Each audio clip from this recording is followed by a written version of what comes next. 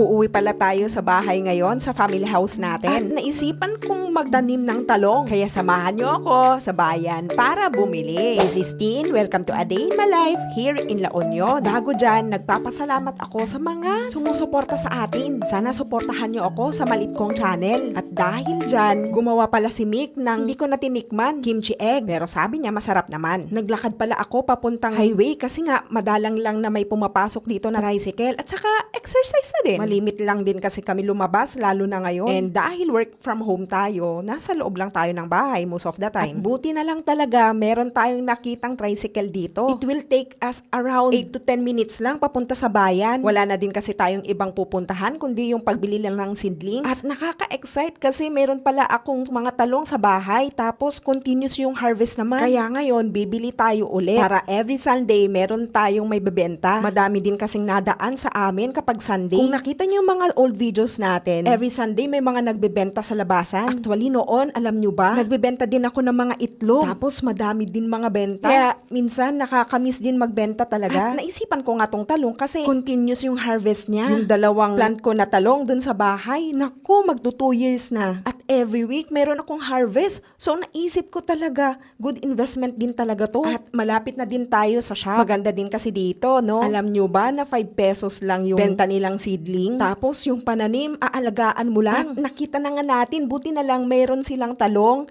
kamatis, at sili. Kaya yung bibilhin lang natin is 10 talong at 4 na kamatis. Hindi na pala ako bumili dyan ng sili kasi ang daming sili sa bahay. Minsan nga hindi na namin na-harvest at nakakain. Minsan nga pinapamigay ko na rin. At tuwang-tuwa naman yung mga binibigyan natin. Sabado pala ngayon, so meaning market day, at buti na lang natsyempohan natin na mayroon silang mga seedlings. Minsan kasi nagkakaubusan din o wala silang mga stock. At may nakita din tayong mga kalamansi, buko. Pero kasi sa bahay meron na tayong 3 kalamansi doon na plant.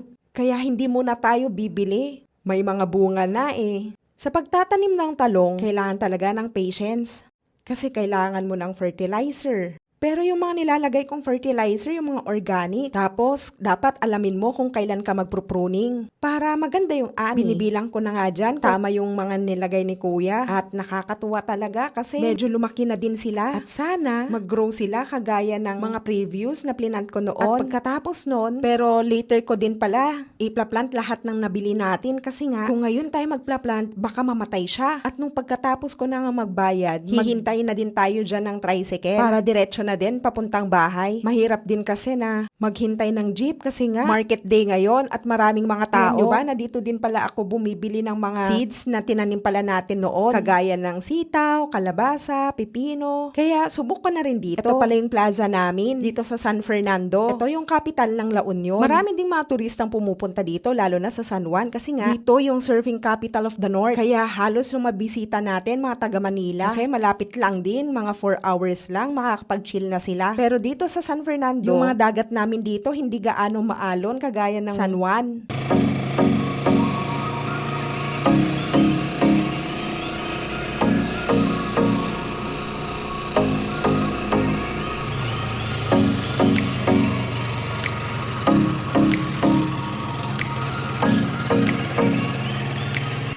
At dumating na nga tayo dito sa bahay. Ang init ng panahon ngayon. Tapos naririnig ko may bagyo pala. Sana naman wag dumaan yung bagyo kasi magtatanim pa tayo ng mga talong.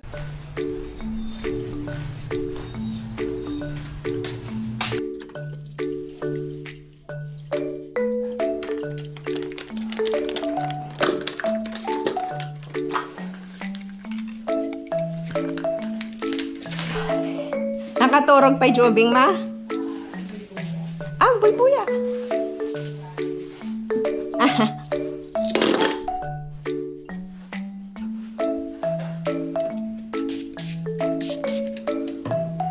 Dumatakti sidling.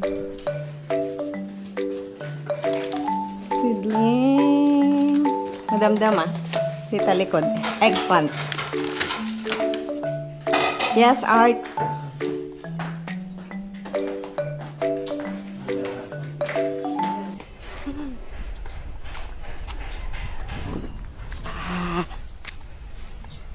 Nice.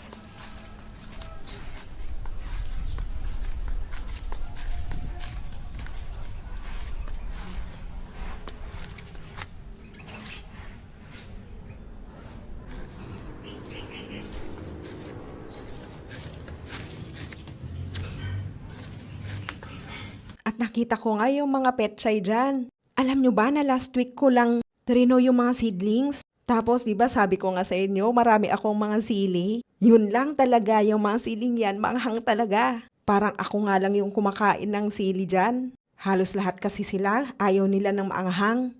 Pinicturan ko na din yan.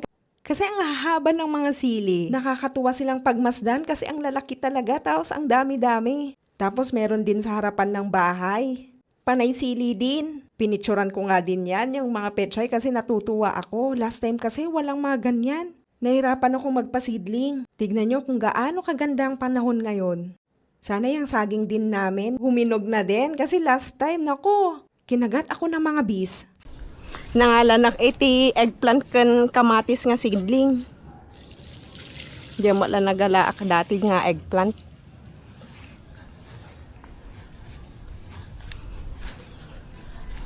Nagdakulan mami dahil kastin. Pipino yan ma. Sa Bali DJ, tsura na kandit tsura ng karabasa doon. Awamot nga ron ti pangikalap ka. Ay, agkwanak nga rod niya na ganan. Ag-sprayinak madamdama ti pampaano. Nurabi ay lumalong.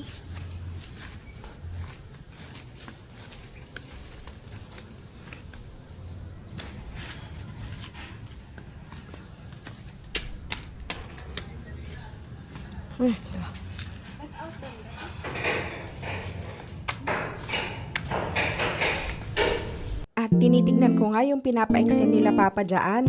Sana matapos na din to. Share ko din to sa inyo soon. So, yun lang naman for today, guys. Sana suportahan nyo ako, subscribe, like, and comment.